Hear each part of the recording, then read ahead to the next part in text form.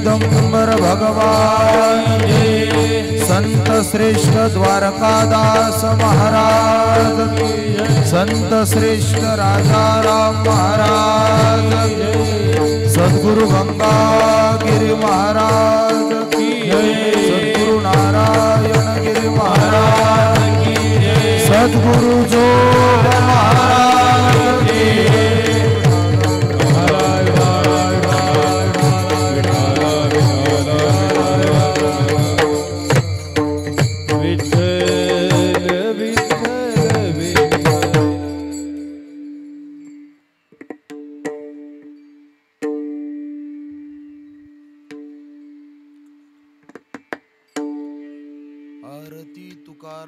स्वामी सद्गुरु धामा सच्चिदानंद मूर्ती पाय दाखविया महा। आरती तुकारामा स्वामी सद्गुरु धामा सच्चिदानंद मूर्ती पाय दाखविया महा। राघवे सागरात पाषाण तारिले तैसे तुकोबाणे अभंग रक्षिले। तुकिता तुलनेसी ब्रह्म तुकासी आले म्हणोनी रामेश्वरी चरणी मस्तक ठेविले। आरती तुकारामा स्वामी सद्गुरु धामा सच्चिदानंद मूर्ती पाय दाखविया महा। विठ्ठल विठ्ठल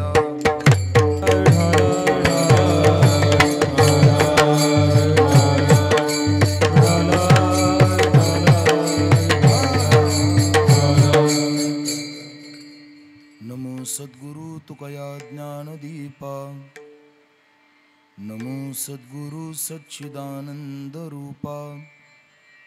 नमो सद्गुरु भक्त कल्याण मूर्ती। नमो सद्गुरु भास्करा पूर्ण कीर्ती। या कुंदेन्तु तुषार हार धवला या शुभ्रवस्त्रामृता। या वीणा वरदंड मंडित करा। या श्वेत पद्मासना। या ब्रह्माच्युत शंकरस प्रभृतिभीर देवई सदा वंदिता। सामां पातुं सरस्वतीं भगवती निशेष जाड्यापहा।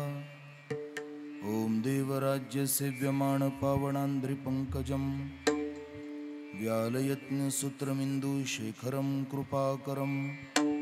नारदादि योगी वृंद वंदितं दिगंबरं। काशिकापुरादिनाथ श्रीकाल भैरवं भजे। महायोगपीठे तटे भीमरथ्यां वरं पुंडरीकाय दातुं मुनीन्द्रैः। समागत्य तिष्ठन्तमानन्दकन्दं परब्रह्मलिङ्गं भजे पाण्डुरङ्गम्। ॐ नमो ज्ञानेश्वरा करुणाकरा दयाळा। तुमचा अनुग्रह लादलो पावन झालो चराचरी। शरण शरण जी हनुमंता तुम्हा आलो रामदूता। आरती तुकारामा स्वामी सद्गुरु धामा सच्चिदानंद मूर्ती पाय दाखविया महा। प्रस्तुत प्राप्त प्रसंगी भगवत कथे करता भगवत चिंतना करता नियुक्त केलेला अभंग जगद्गुरु श्रीमंत श्री संत तुकाराम महाराज यांचे एकेकाळचे कट्टर शत्रू पण तुकोबारायांचा यथार्थ परिचय झाल्यानंतर त्याच तुकोबारायांच्या महतीला जाणल्यानंतर त्यांची उंची कळाल्यानंतर त्यांनाच आपलं सर्वस्व मानून त्यांच्या चरणाच्या दर्शनाची मागणी करणारा अभंग आहे. विठ्ठल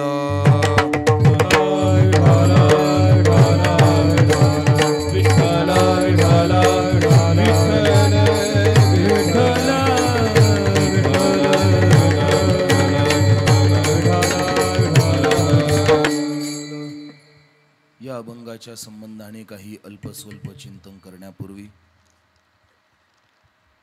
दोन शब्दांचा परिहार देणं हे महत्वाचं आहे. पुराण कथित क्षेत्र, तीर्थक्षेत्र, श्री क्षेत्र बाभुळगाव आणि या क्षेत्रामध्ये भगवान श्री चिदंबर स्वामी महाराजांच्या या पवित्र स्थानामध्ये सालाबादप्रमाणे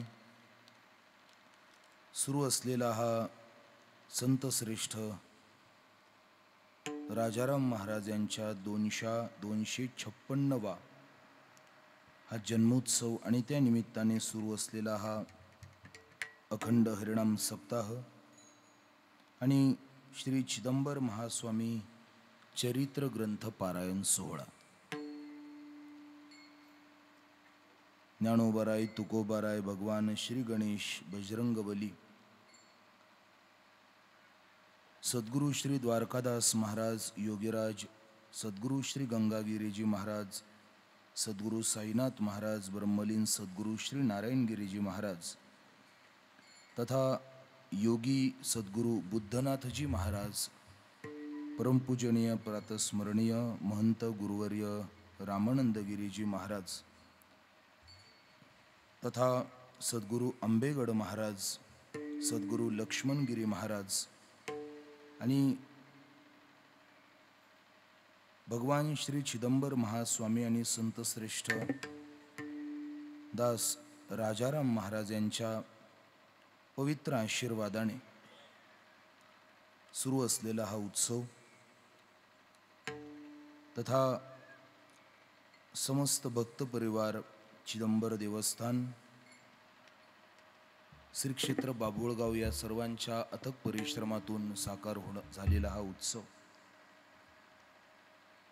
आणि आज या उत्सवाची उपांत्य दिवसाची सेवा.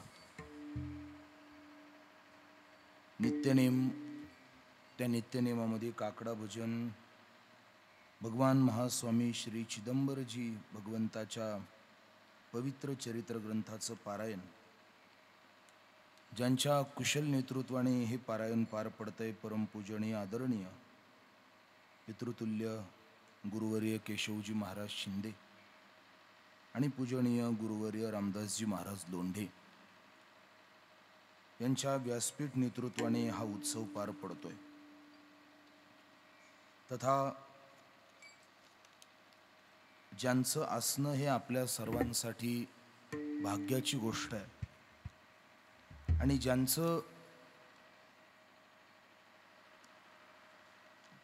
या देवस्थानसाठी नवे नवे या वंश परंपरेसाठी त्यागाचं आणि अभ्यासाचं एक पराकाष्ठी जीवन म्हणून ज्यांच्याकडे आपण सर्वजण अतिशय आदराने आणि नम्र भावनेने पाहतो, आदरणीय परमपूजनीय संतश्रेष्ठ राजाराम महाराज यांचे 7वे वंशज आदरणीय परमपूजनीय गुरुवर्य कैलासजी महाराज परदेशी,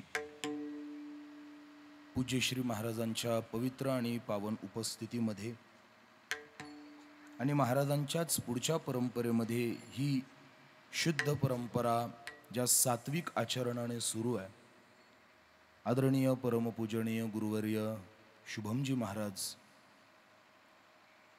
तथा या परंपरेला अनुकूल असलेली आपण सर्वच मंडळी आज विशेषत्वाने श्री शिवचिदंबर देवस्थान कवठे महांकाळचे देवस्थानचे सन्माननीय आदरणीय गोविंद भाऊ लांबे महाराज हे आज विशेषत्वाने सेवेकरता उपस्थित आहेत.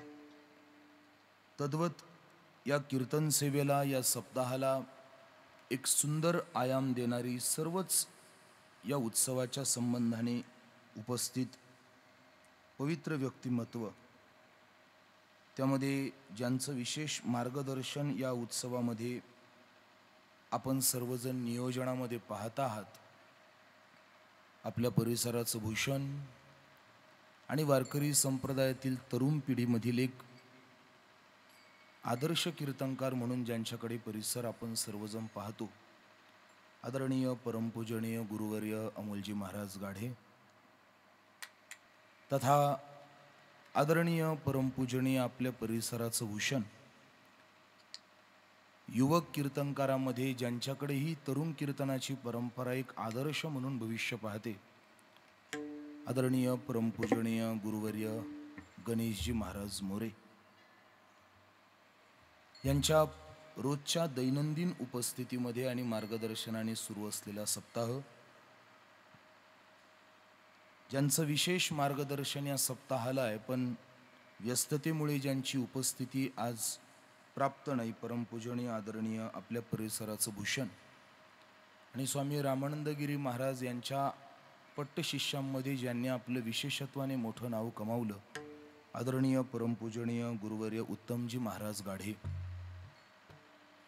तथा ज्यांच्या पवित्र आणि पावन उपस्थितीमध्ये या कीर्तन सेवेला संगीताने अलंकृत केलं जात आहे, असे आपले सर्वांचे परिचित आणि विशेषत्वाने आपल्या या उत्सवाला ज्यांची उपस्थिती ही आनंद देणारी आहे, आदरणीय आपल्या महाराष्ट्राचंच एक नवीन कीर्तन क्षेत्रातील, संगीत क्षेत्रातील भूषण, की ज्यांच्या आवाजावर महाराष्ट्राने खरंच खूप प्रेम केलं. मी शब्द फार जपून वापरतोय. आपणा दोघांवर महाराष्ट्राने त्या गोष्टीचा वर्षाव केलाय जे रक्ताच्या नात्यात आढळत नाही. प्रेम रक्ताच्या नात्यात सुद्धा सापडत नाही, ते महाराष्ट्र आपल्या दोघांना देतोय. आपलं भाग्य आहे आणि आपण भाग्यवान आहात. निश्चित याच्या मागे आपली सेवा आहे, आपलं सामर्थ्य आहे आणि आपले कष्ट आहेत. आदरणीय संगीत अलंकार परमपूजनीय गुरुवर्य कैलासजी महाराज पवार, तथा परमपूज्य आदरणीय हरिभक्तीपरायण गुरुवर्य ओंकारजी महाराज, आपल्या दोघांच्याही उपस्थितीचा आम्हाला सर्वांना आनंद आहे. आपल्याला मनापासून धन्यवाद. आणि आपल्या भागाची दुसरी दोन रत्न, की मी मागेही आपल्याही बाबतीत बोललो होतो आणि आपल्याही बाबतीत बोललो होतो, की मृदंग आपल्याला किती येतो याच्यापेक्षा मृदंग अनुकूल कसा दिला जातो हे या दोघांकडून शिकलं पाहिजे. अति सर्वत्र वर्जते, आणि ही उक्ती आपण जाणून आहात. आदरणीय आपल्या परिसराचं भूषण हरिभक्तीपरायण परमपूजनीय गुरुवर्य धीरजजी महाराज कुऱ्हे, तथा आदरणीय परमपूजनीय आपल्या परिसराचं भूषण गुरुवर्य अनिलजी महाराज टेकुडे, फार चांगली चांगली मंडळी आज अनुभवायला भेटती, याचा मनस्वी आनंद आहे. त्याच पद्धतीने आपल्या परिसरातली सर्व ज्येष्ठ भजनी मंडळ, आपल्याच गावातील सर्व परमार्थाची सहकारी बांधव, आदरणीय माऊली, त्याच पद्धतीने आपल्या देवस्थानावर ज्यांची अपार निष्ठा आणि सद्गुरू श्री आंबेगड महाराजांची ज्यांच्या वडिलांनी निष्ठेने सेवा केली, 40 वर्ष सद्गुरू आंबेगड महाराजांच्या परंपरेमध्ये आंबेगड महाराजांची प्रखरशाने सेवा केली, आणि तीच परंपरा आज जे पुढे अतिशय श्रद्धायुक्त अंतःकरणाने चालवत आहे, तेच नाही त्यांचा संपूर्ण परिवार अतिशय श्रद्धेने ही परंपरा सांभाळत आहेत. आदरणीय परमपूजनीय दत्तात्रयजी महाराज शेळके पाटील, आदी करून देवस्थानच्या संबंधाने उपस्थित सर्वच गुणीजन, सर्व टाळकरी, मागे जी टाळकरी मंडळी विद्यार्थिनी आपण पाहत आहात, या ध्येयपूर्ती संस्थान अकोले, त्या संस्थांच्या सर्व टाळकरी विद्यार्थिनी आणि इकडे आपल्या गावातील सर्व ज्येष्ठ आणि श्रेष्ठ तथा तरुण टाळकरी बांधव, उत्कृष्ट साऊंड सिस्टीम, मी खरंच मनापासून बोलतोय, कारण मी मागेही आपल्याला एकदा सांगितलं होतं, माझं सिस्टीमचं बऱ्याचदा भैरवीला पटतं. हा माझ्या आयुष्यातला तोटा समजा की दुर्दैव समजा, पण बाबा बऱ्याचदा माझं सिस्टीमचं भैरवीत पटतं. आज रामकृष्ण हरीला पटतंय, देवाचे आशीर्वाद आहे. विठ्ठल विठ्ठल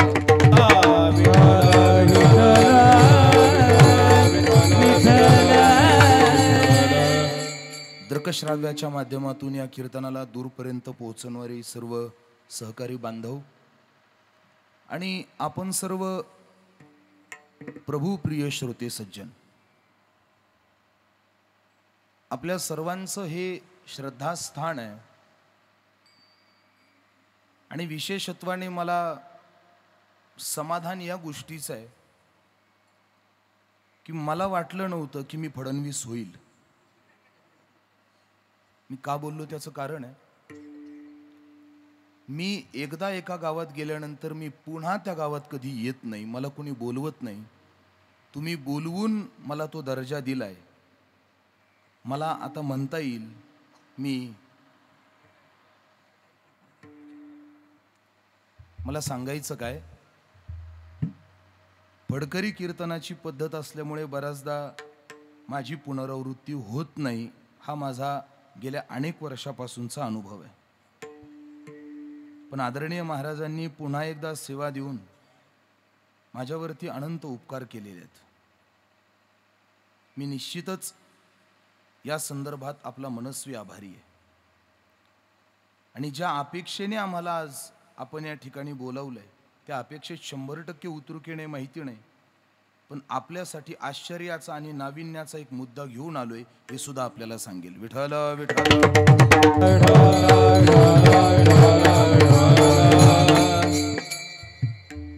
ज्यांच्या दरबारामध्ये आपण बसलेलो आहोत, मी मागेही या गोष्टीची आवृत्ती केली होती, आता पुनरावृत्ती करतो. मला थोडासा त्यात जाणवलं ते. मला आठवतंय मी गेल्या वर्षीही बोललो होतो की बाभुळगाव गंगा या गावाला एकेरी नावाने हाक मारणं आता बंद केलं पाहिजे. हे नुसतं बाभुळगाव गंगा नाहीये, हे श्री क्षेत्र बाभुळगाव गंगा आहे. कारण क्षेत्र म्हणण्याकरता 3 गोष्टींची उपलब्धी आहे. इथं देव असावा लागतो, तिथे संत असावे लागतात आणि तिथे ग्रंथ असावे लागतात. या 3 गोष्टींचं एकीकरण झालं तर त्याला क्षेत्र म्हणावं. मला आपल्याला विनंती आहे की आता बाभुळगाव गंगा नुसतं नको आहे. बरं, हे नुसतं क्षेत्र नाही हो, हे तीर्थक्षेत्र आहे. भगवती गोदामय्याचा परिसर आहे आणि भगवती मातेचे आपल्यावरती अनंत उपकार आहेत. अशी पवित्र गोदामय्या आणि या श्री क्षेत्र बाभुळगाव गंगा आणि या क्षेत्राचं आपल्या सर्वांचं आराध्य दैवत भगवान महास्वामी श्री चिदंबर भगवान हे आपले देव आहेत. संत श्रेष्ठ राजाराम महाराज आपले संत आहे आणि भगवंताचं चरित्र ज्या ग्रंथात आहे तो आपला क्षेत्र प्राज्ञित ग्रंथ आहे. या देवतेच्या बाबतीत बऱ्याच गोष्टी आहेत की ज्या आजच्या विज्ञान युगाला शिकण्यासारख्या आहेत. आपण ग्रंथाचं पारायण करता आहात, आपल्याला या गोष्टी चांगल्या जाणवत असतील. आवाज येतोय ना माझा शेवटपर्यंत? शेवटपर्यंत आवाज येतोय ना? शेवटपर्यंत आवाज येतोय ना माझा? एकतर हो तरी म्हणा, नाहीतर नाहीतरी म्हणा. अपक्ष राहायचे दिवस होऊन गेले. आता आता कुठंतरी उतरा. ऐका, आजच्या काळामधल्या विज्ञान युगातल्या मंडळीमध्ये या देवतेचं चरित्र मी फार जाणीवपूर्वक बोलतोय. एखाद्याला अध्यात्म जरी मान्य नसेल आणि त्याची विज्ञानावर जरी निष्ठा असेल, चार्वाकाच्या हातात सुद्धा जर हे चरित्र पडलं असतं तर चार्वाकानं सिद्धांत बदलले असते. कारण चार्वाक सांगतो, मजा करा, जीवन एकदाच भेटतं. हे चार्वाकाचं मत आहे. ऋणम कृत्वा घृतम पिवेत, कर्ज काढा पण तूप खाऊन जगा. कर्ज फेडायचं कसं? त्याने सांगितलं, मेल्यावर कोणी कर्ज मागायला येत नाही, एक दिवस मरायचं आहे. जर यदा हे का चार्वाक बोलला? अध्यात्माची चव कळाली नाही. शब्द फार जपून वापरतोय. अध्यात्माची चव कळत नाही. अध्यात्म चव देत नाही असं नाही, समोरच्या माणसाला ती चव कळत नाही. चार्वाकाला अध्यात्माची चव कळाली नाही म्हणून तो असं बोलला. यदा कदाचित जर त्या चार्वाकाच्या हातात महास्वामींचं चरित्र जर पडलं असतं तर त्याच्या तोंडात हे वाक्य कधी आलं नसतं. आजच्या विज्ञान बोधित मंडळींनी सुद्धा या गोष्टीचा चातुर्याने विचार करायला पाहिजे. थोडंसं अजून पुढे जाऊन बोलेल.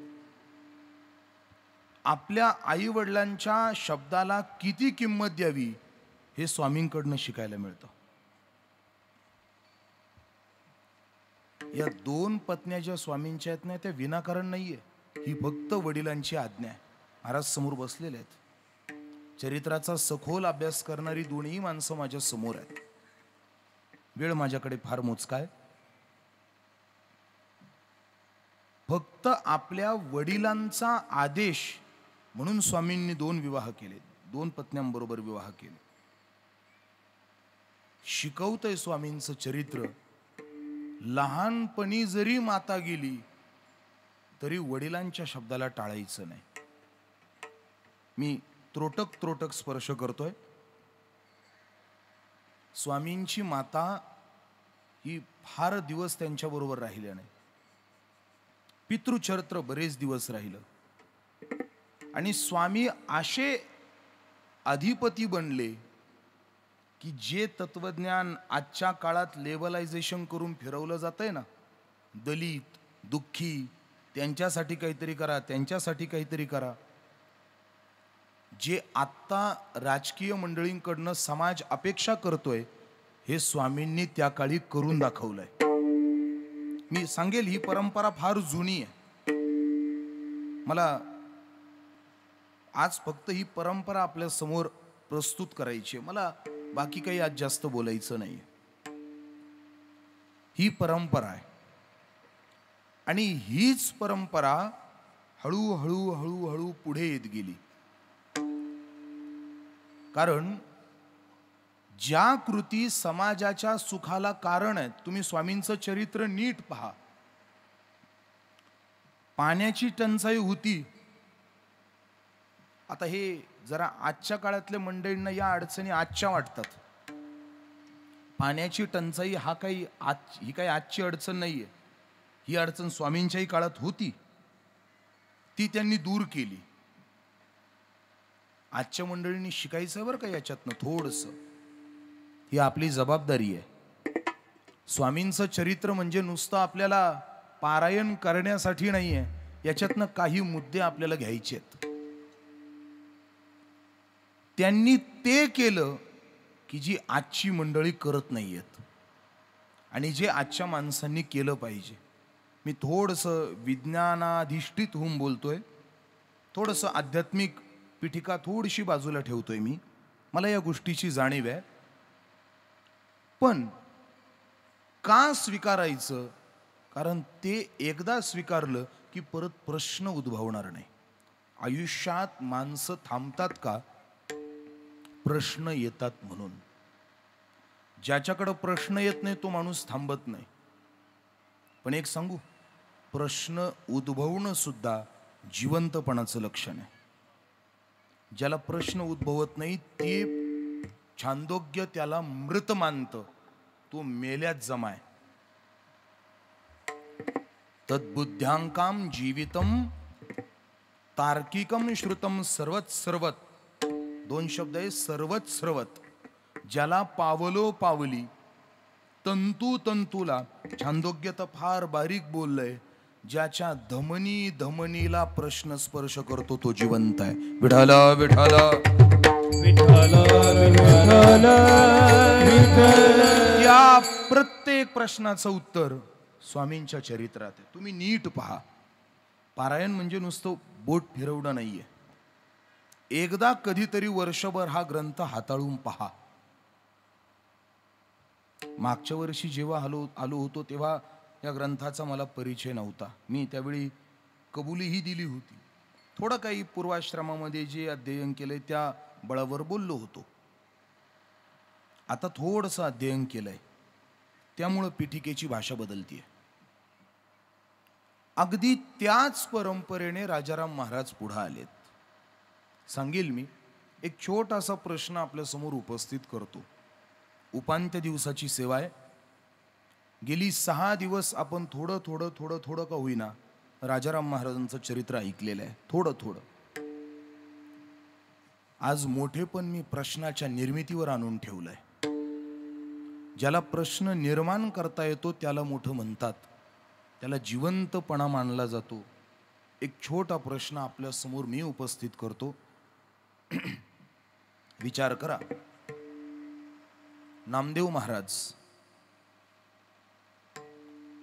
नामदेव महाराजांच्या पुढच्या वंशामध्ये जगद्गुरु तुकोबाराय आणि तुकोबारायांच्या पुढच्या अवतार पीठिकेमध्ये राजाराम महाराज.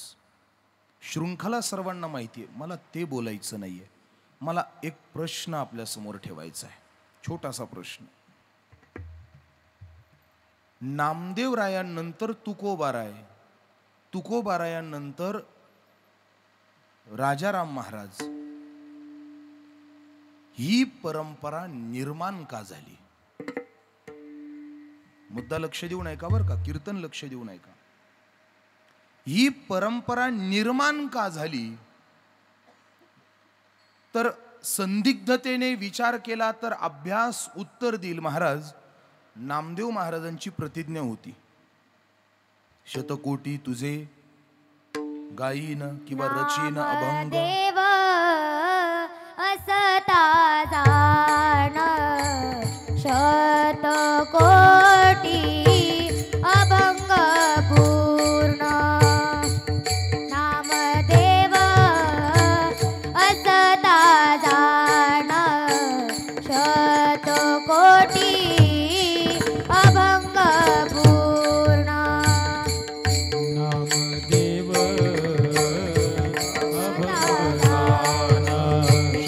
शतकोटी अभंग. त्याकरिता नामदेव झाले तुका राजा राम. त्याकरिता नामदेव झाले तुका राजा राम. गरे ग मग गम ग गम ग गरे ग मग गरे ग मग गम ग गम ग गरे ग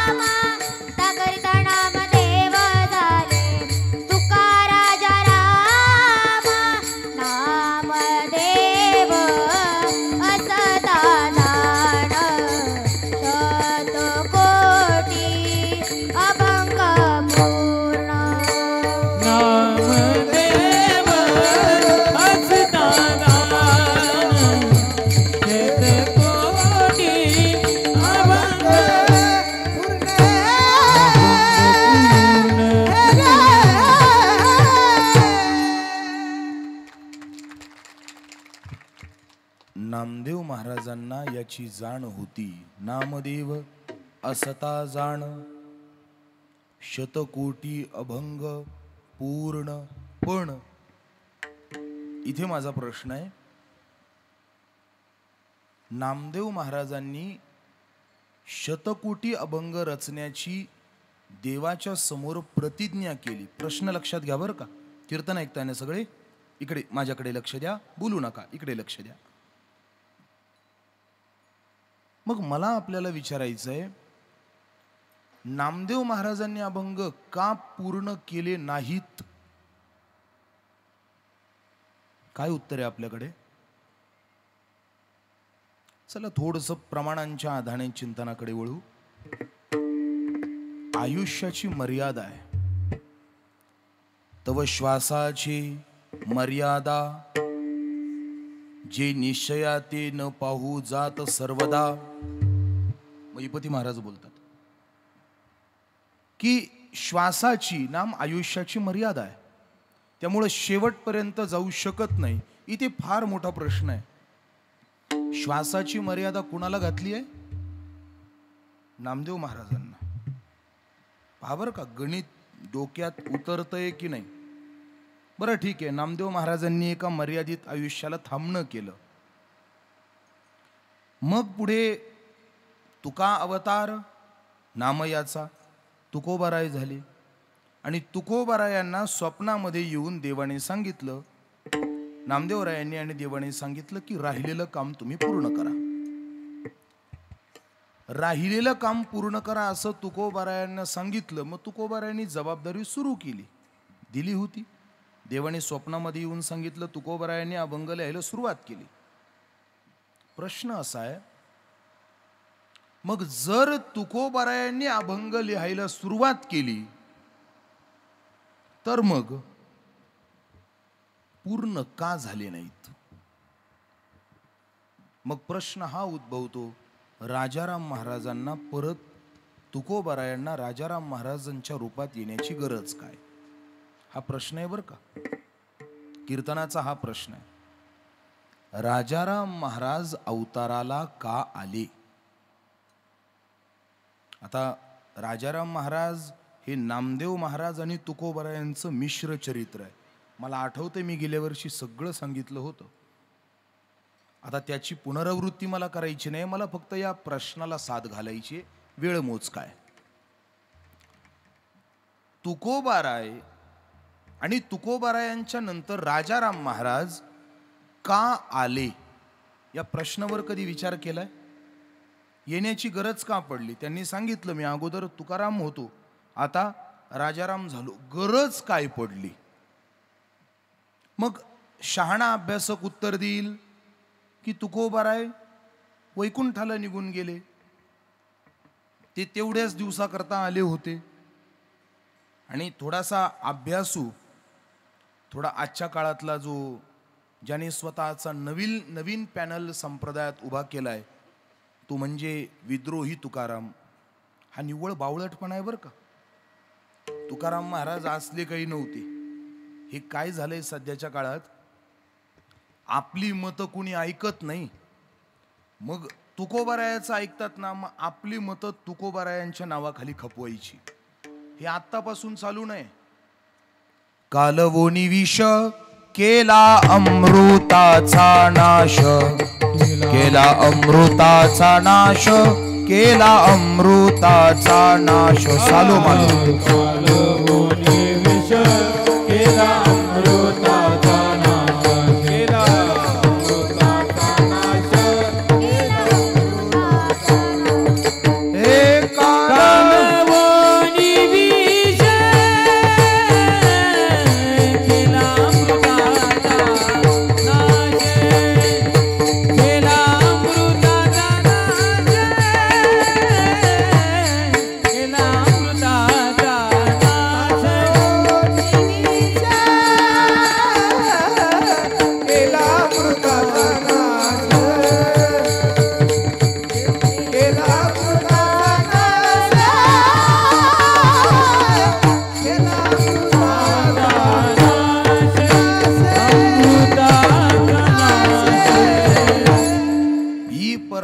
जगाला संतांच्या प्रमाणामध्ये, संतांच्या शब्दामध्ये घालघुसड करून आपली स्वतःची मतं जगाच्या समोर मान्यता मिळवण्यासाठी द्यावी, ही काही नवी परंपरा नाही आहे. त्यावेळी सालोमालोने सुद्धा हेच केलं होतं. आणि आत्ताचे हे विद्रोही विद्रोही म्हणून तुकोबारायांच्या नावाखाली नको ते खपवतात, हे त्यांचीच वंशज आहेत. म्हणून उद्या तुकोबारायांच्या नावाखाली कुणी काही सांगल, उघड्या कानानं ऐकायचं नाही. म्हणून शहाण्या माणसाने सांगितलंय, कानाबरोबर डोळ्याला ठेवा. ही 4 बोटाचं अंतर ज्याला कमी करता येतं ना, तो माणूस जगात कधी फसत नाही. तुकोबारायांच्या बाबतीत नुसतं कानाने एखाद्याचं बोलणं ऐकून चालू नका. हे डोळे दिलेत ना, कधीतरी वाचा त्यांचं नेमकं म्हणणं काय. कधीतरी गाथा समोर घ्या हो, कधीतरी वाचा हो. सांगतील तुकाराम महाराज, स्वतः सांगतील त्यांना काय म्हणायचंय, एकदा तरी बोलतील. तुकोबारायांना बोलायची एकदा संधी द्या की तुम्ही. राजाराम महाराज सांगतील नेमकं काय झालं होतं त्यावेळी, पण कधीतरी उघडून संधी द्या त्यांना तुमच्याशी बोलायची. ते वाट पाहताय तुमच्याशी बोलायची. ऐकताय ना सगळे? राजाराम महाराज वाट पाहताय, कुणीतरी संवाद साधण्याकरता येईल त्यांच्याशी.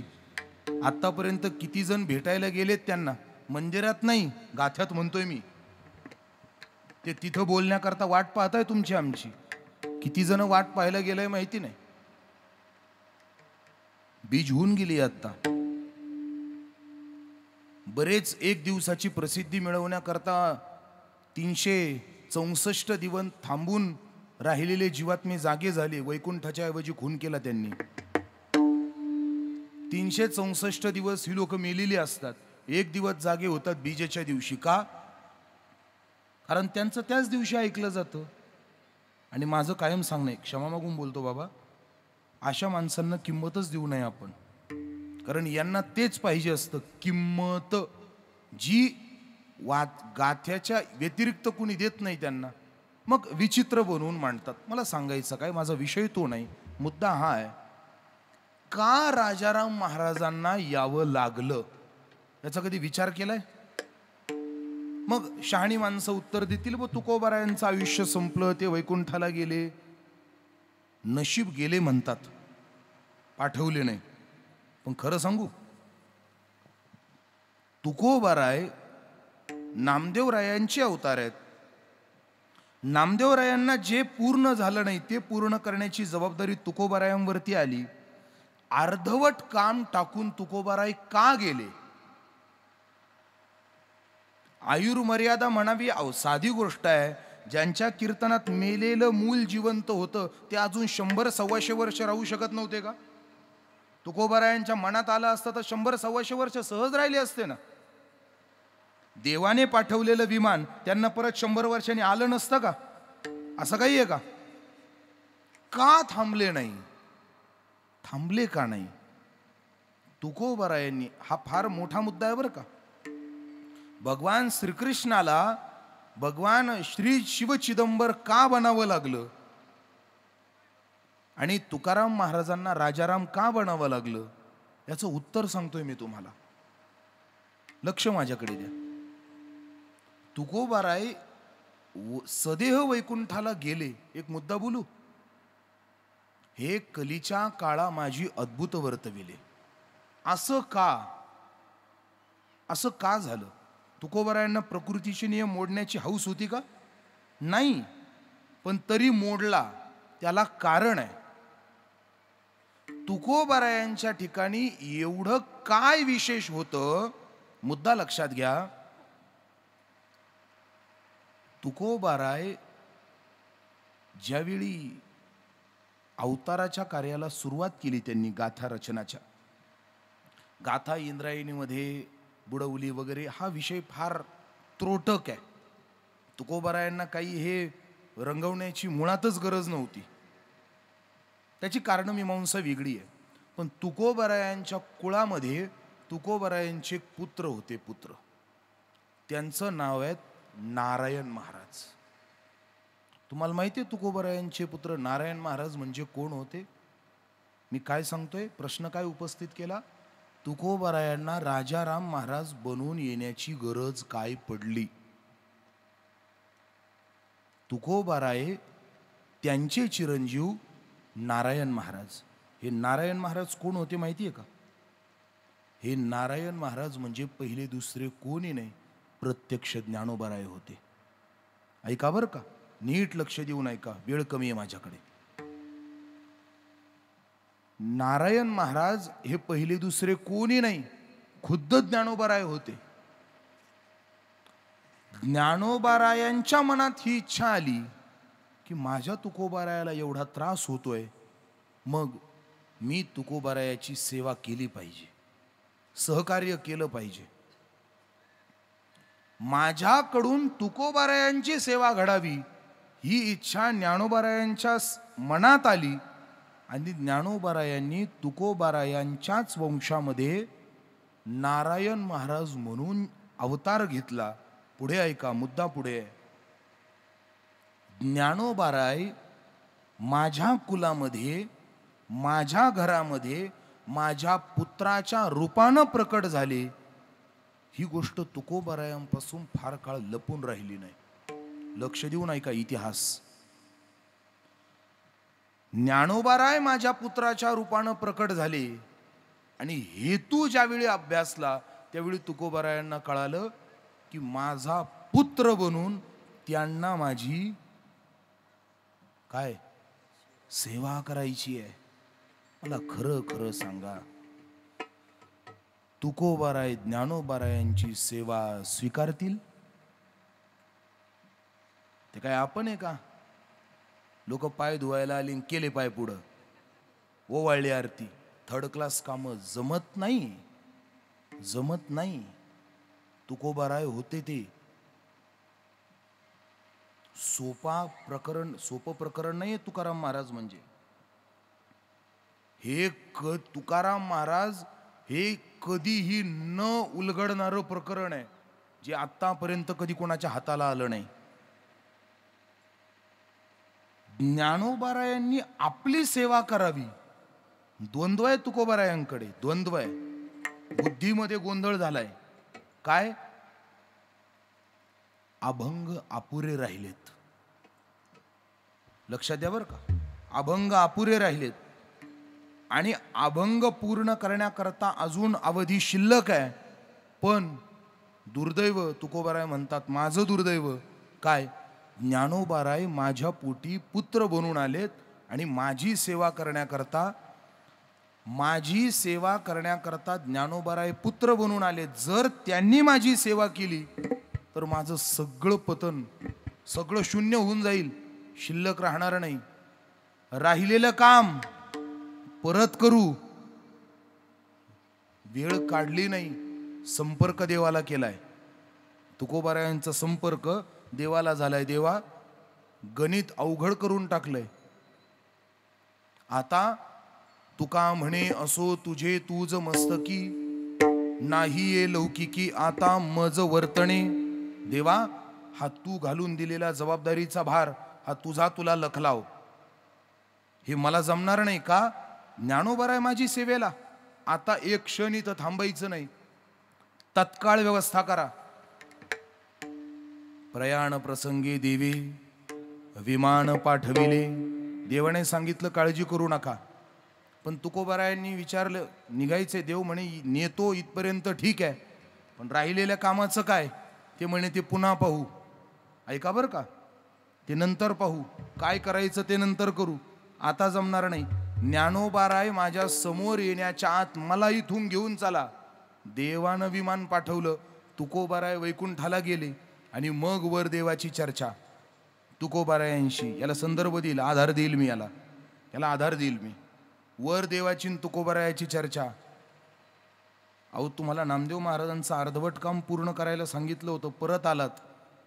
देवा कारण सांगितलंय का आलो?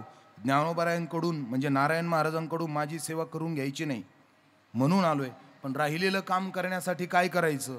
त्यावेळी सांगितलं, ठरलंय माझं. काय ठरलंय माझं?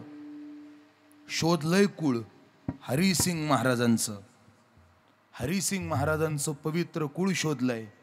ज्या कुळाला द्वारकादास महाराजांची सेवा आहे आणि हरिसिंग महाराजांच्या कुळामध्ये तुकोबारायांनी पुन्हा अवतार घेतला, राहिलेलं काम पूर्ण करण्याकरता तो राजा. होतो तुकाराम आता झालो राजा राम, आता झालो राजा राम, आता झालो राजा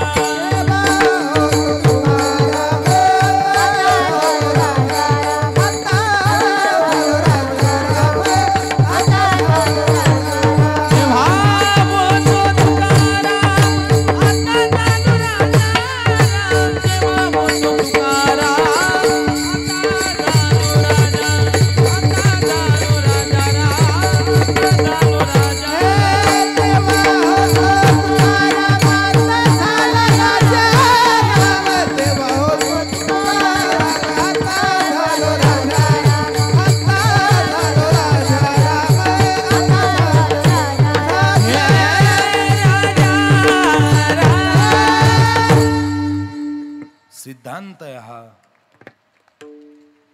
जगद्गुरु तुकाराम महाराज आले आणि हे वर नाही, त्यांनी स्वतः सांगितलं मागचं काम राहिलं होतं तेव्हा होतो, राहिलेलं काम पूर्ण करण्याकरता मी आता आलोय, आता झालो राजाराम. राहिलेलं काम पूर्ण राजाराम महाराजांनी या अवतारात केलं. अजून थोडं पुढे एक मुद्दा सांगायचा राहिलाय. हे झालं तुकाराम महाराजांचं. देव म्हणे सगळं ठीक आहे, पण मग माझ्या उपस्थितीशिवाय हे होणार कसं? मग देवाने ठरवलं आता इतिहास मार्तंड महाराजांकडे जातोय हळूहळू, बरोबर ना? आता वाजलेत 9. काय करायचं तुम्ही सांगा मला. असं आता उद्या काल आहे, आज सत्कार समारंभ बऱ्यापैकी उरकायचा आहे. थोडक्यात एक मुद्दा मांडतो, बोलणं थांबवतो. ते सांगण्याकरता चिदंबर स्वामी, आता हे राजाराम महाराजांचं सांगितलं, हे कसं आलं याची शृंखला काय, पण चिदंबर स्वामींची ती शृंखला सांगण्याकरता पुढच्या वर्षी मी हे फक्त वरवर बोलतोय, काय करायचं ते तुमच्या हातात आहे. मुद्दा हा आहे, हेच तुकोबार आहे, हे सामर्थ्य ठेवतात की मी इथे उपजून या पुढती येऊ, ही शृंखला ठेवतात का? हे काम सामान्य माणसाला जमत नाही. रामेश्वर शास्त्री म्हणतात, हे मी वरवर बोलत नाही, मी प्रत्यक्ष तुलना केली आणि तुलनेने हे सांगतो की तुकाराम महाराज सामान्य नाही, अभंगाचं शेवटचं चरण. चुकीता तुलनेसी, चुकीता तुलनेसी, ब्रह्म तुकासी आले, चुकीता तुलनेसी, तुका तुलनेसी, ब्रह्म तुकासी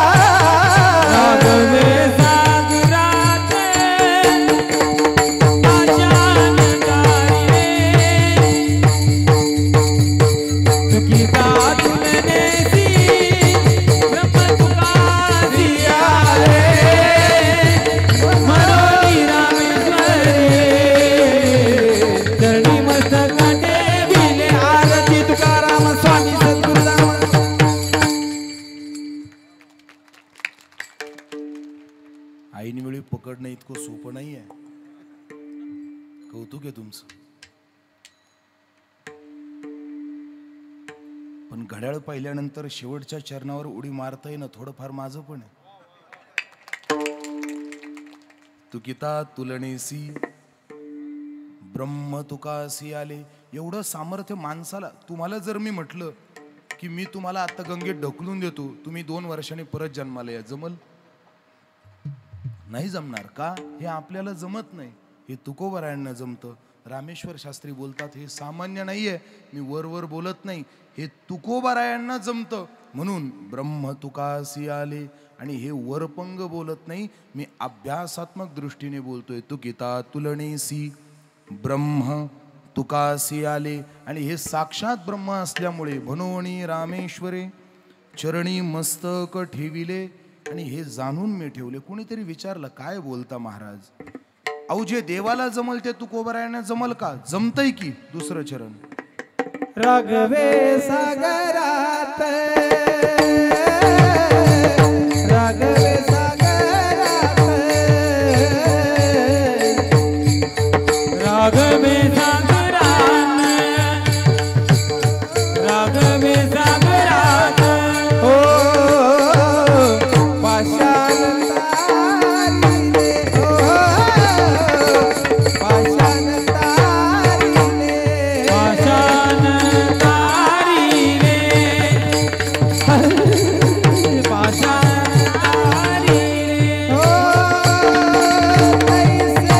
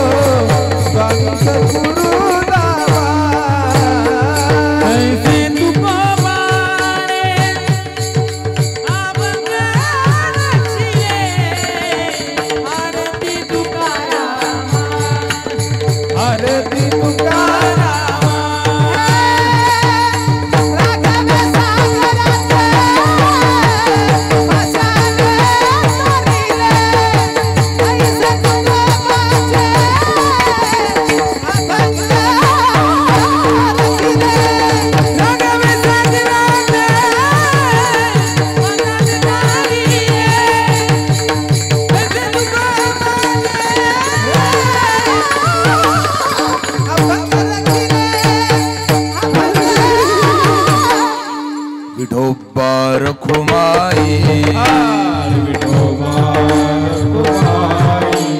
जय जय विठोबा रखुमाई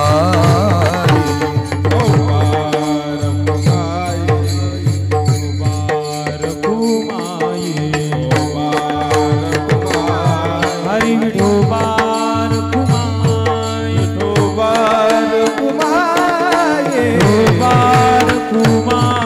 विठोबा रखुमाई हरि विठोबा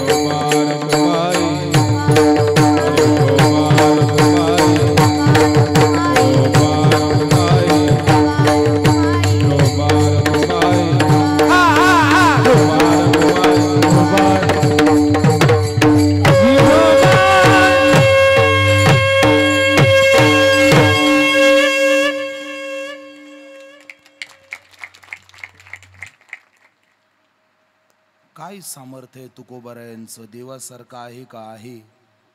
राघवे सागरात पाषाण तारिले, जसे रामचंद्र प्रभूने पाण्यात दगड तारली, जसं त्यांनी दगड तारली तैसे तुकोबाणी अभंग रक्षिले. तुकोबारायांनी तसे अभंग रक्षिले.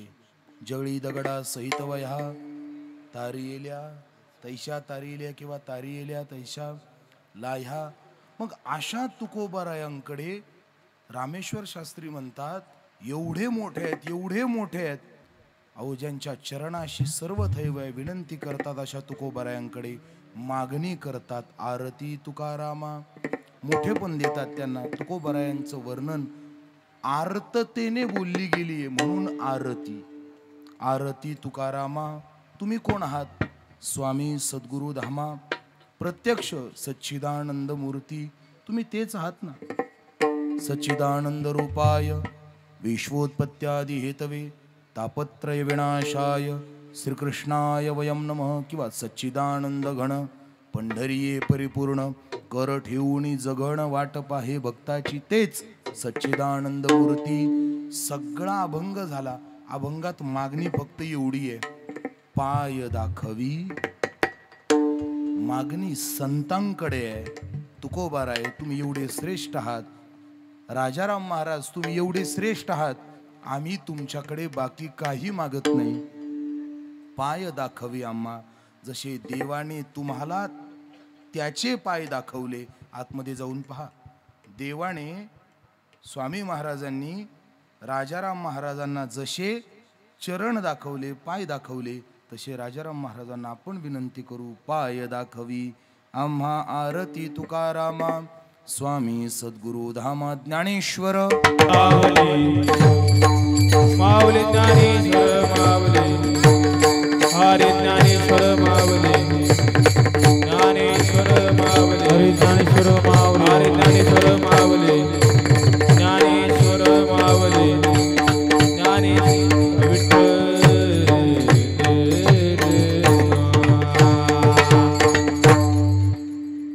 संकल्पित वेळेच्या पुढे 10 मिनिट माझे गेले, त्याबद्दल आपल्या सर्वांची क्षमा मागतो.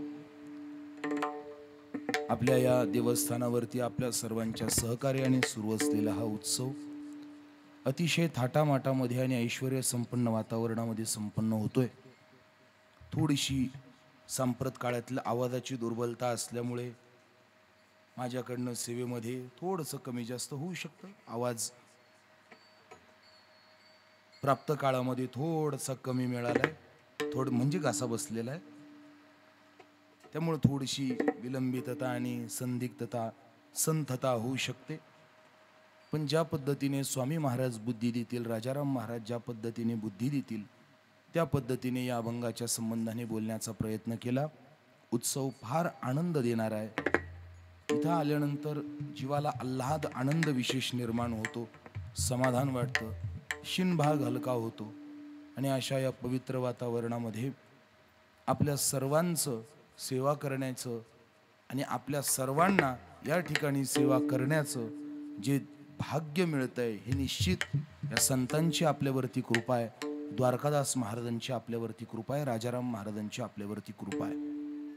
आणि अशा या उत्सवाला दिवसेंदिवस अशीच पारमार्थिक वैभवता प्राप्त होवो, अशी संतांच्या चरणी, भगवंताच्या चरणी, आपल्या सर्वांच्या चरणी नम्र प्रार्थना करतो. पुनश्च एकदा सर्व गुणीजन, गायनाचार्य, मृदंगाचार्य, टाळकरी मंडळी आणि आपण सर्व प्रभुप्रिय श्रोते सज्जन, पूजनीय महाराज, आपल्या सर्वांच्या चरणावरती विनम्र भावाने प्रणाम करतो. आणि वेळ झालेली आहे, भैरवीला बाजूला ठेवू. आपण का म्हणायची महाराज, अमोल महाराज, भैरवी नाही ना. विठ्ठल जय जय विठ्ठल, विठ्ठल जय जय विठ्ठल, जय विठ्ठल जय जय विठ्ठल.